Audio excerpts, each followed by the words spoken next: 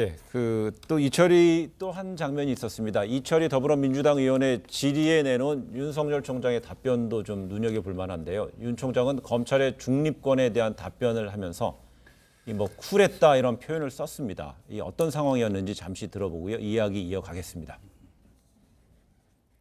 이명박 박근혜 정부 때와 문재인 정부를 비교하면 어느 정부가 그나마 중립적입니까? 중립을 보장하고 있습니까? 제 경험으로만 하면 이명박 정부 때 중수부 과장으로 특수부장으로 한 3년간 특별수사를 했는데 대통령 측근과 이런 분들을 구속을 할 때 별 관여가 없었던 것으로 상당히 쿨하게 처리했던 기억이 나고요. 네. 대선 관련 수사한다고 총장 날리고 수사하시던 분 다 좌천시키고 한 정부가 어디에 비교가 됩니까? 그 정부 때 그렇게 하신 분들이 지금 저는 중립성, 독립성 얘기하면 속아 웃을 일입니다. 고양이가 하품할 일입니다. 여기서 이명박 정부 당시 측근 수사를 맡을 당시 윤 총장은 이게 가장 쿨하게 처리됐다고 말한 건데 여기서 쿨하다는 표현이 정말 윤석열 총장의 스타일대로 쿨하게 답변이 나온 건지 아니면 어떤 상황이었을까요? 저는 쿨하게 답변한 것 같은데요. 본인이 저는 이것 이후에 무슨 원래 그런 뜻이 아니었다. 이명박 정부 가장 중립적이라고 얘기한 게 아니다라고 또 후속으로 설명을 한다는데 사람이 질문하는 순간 바로 튀어나온 게 답입니다. 그러니까 그것은 아까 좀 전에 바로 박지원 의원이 뒤늦게 전략적으로 조졌다지만 지금 여기 있는 모든 분들이 져준 것 같지 않고 진 것 같다라고 하듯이 저는 저것이 그 현장에서 나온 답이 윤석열 총장이 생각한 그대로라고 봐요. 한마디로 대통령 형이나 측근을 구속을 했는데 정권에서 연락이 없었다는 거죠. 그게 검사들이 가장 바라는 환경인데 새 정부 중에서 굳이 비교하라면 그때가 그랬다. 그리고 결국 그런 것을 그대로 그냥 정말 그야말로 쿨했던 상황을 쿨하게 얘기한 것 같습니다. 갑자기 무슨 칭찬을 받게 돼서 네. 칭찬을 듣게 돼서 좀 저도 얼떨떨했는데 그 사실은 그러나 일부러 저희가 일했던 때를 칭찬하려고 했다고 생각하지는 않고요. 수사하는 검사 입장에서 보면은 수사에 관여하지 않고 외부적인 압력으로 비춰지는 그런 일이 없는 것이 가장 중립적이라고 생각할 수밖에 없잖아요. 근데 당시에 저도 정확히 기억하지만 이상득 의원 구속할 때나 네. 최시중 방통위원장이나 신재민 차관 구속이나 이런 말을 박영준 그런 어떤 때도 청와대가 거기에 대해서 코멘트를 한 적이 없어요. 왜 이런 무리한 수사를 한다든가. 지금 저는 그래서 이 메시지는 뭐냐면 윤석열 총장이 지금 정부에게 하고 싶은 말을 대신한 거라고 생각해요. MB 정권을 칭찬하려고 한 얘기가 아니고 그러나 그 당시에 어쨌든 간에 그것만은 분명히 말할 수 있다. 뭐냐면 저도 메시지를 관리했던 사람이기 때문에 검찰에 어떤 압박을 주는 것 같이 비춰지는 거는 안 하는 게 좋다. 그것이 적어도 우리 이 자유민주주의 헌법 정신에 맞는 금도와 절제다 하는 것만은 분명히 혹시 얘기할 수 공개 발언은 아니지만 전화를 해서 물밑으로는 압박을 줄 수도 있지 않았겠어요? 그런 일도 거의 없었어요.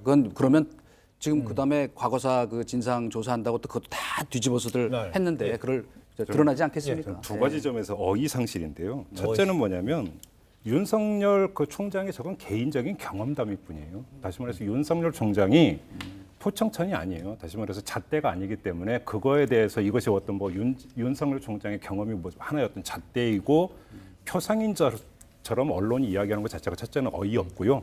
두 번째는 그 내용도 어이가 없어요. 그러니까 그러면 노무현 대통령의 서거를 몰고 온 검찰이 어느 검찰인지를 한번 저는 되묻고 싶은데 그것까지는 얘기를 안 하겠습니다.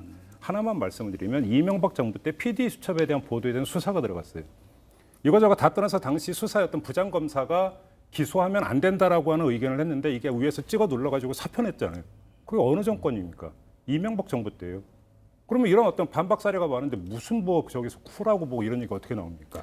어이상실이다. 그러니까 지금 바로 똑같은 관점에서 윤석열 총장이 그렇게 자기 경험에 국한해서 얘기한 거기 때문에 그 안에서는 쿨했다고 한 점은 그대로 인정하면 되는 건데 지금 이제 PD수첩 측에서 보니까 이번에 당시 암흑이었다. 윤 총장 말도 안 된다 이렇게 얘기하는데 바로 지금 우리 김종배 평론가께서 얘기하신 그 전제하에서 보면 PD수첩 비판도 말이 안 됩니다. 윤 총장은 자기가 경험한 한도 내에서 포청천도 아니고 전지전환 신도 아니고 딱 자기가 관여한 사안에서는 쿨했다고 한 것인데 왜 그걸 갖고 전부 맞아요. 확대해서 비판을 하나? 바로 이것도 그거니까 PD수첩이 윤석열 과잉이죠. 총장 네. 개인의 의견이니까 뭐 네. 당신은 그렇게 생각하고 넘어가면 되는 거고 그렇죠. 공론에 네. 붙일 이유가 없다라는 그러니까 거예요. 그런 제가 점에서- 첫 번째로 어이없다고 한 이유가 그거예요. 이건 길게 네. 공론의 장에서 이야기할 이유도 없는 사안이라고 보는 거예요. 바로 그래서 그 점에서 아니, 저는 이제 그러나 PD수첩이 굉장히 잘못됐다. 저는 그러나 그 그렇게 점에서. 생각하지는 않는 것이 일단 뭐 PD 수첩 부분에 대해서는 제가 뭐 길게 반론하지 않겠어요. 왜냐하면 그거는 어쨌든 간에 당시 악마의 편집이라고 얘기할 만한 아주 왜곡된 편파 보도였던 거는 맞아요. 그것이 법적으로 처벌이 되느냐 안 되느냐 하는 거는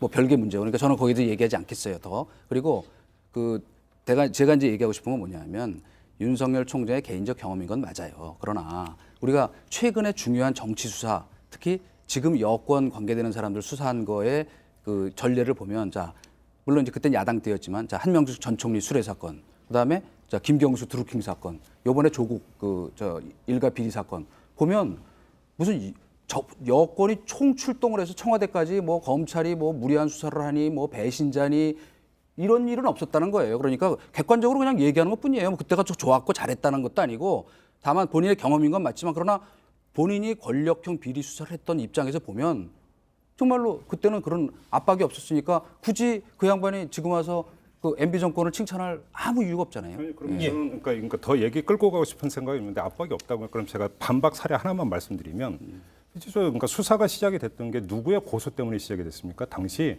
장관의 고소 때문에 시작이 됐어요. 그럼 그걸 도대체 어떻게 설명할 거예요? 여기서 끊겠습니다. 알겠습니다. 네. 그럼 그렇게 되면 이 관련되는 PD수첩 얘기가 나왔는데요. 당시에 2011년에 9월 대법원에 무죄를 이제 최종적으로 판결을 내렸습니다. 네.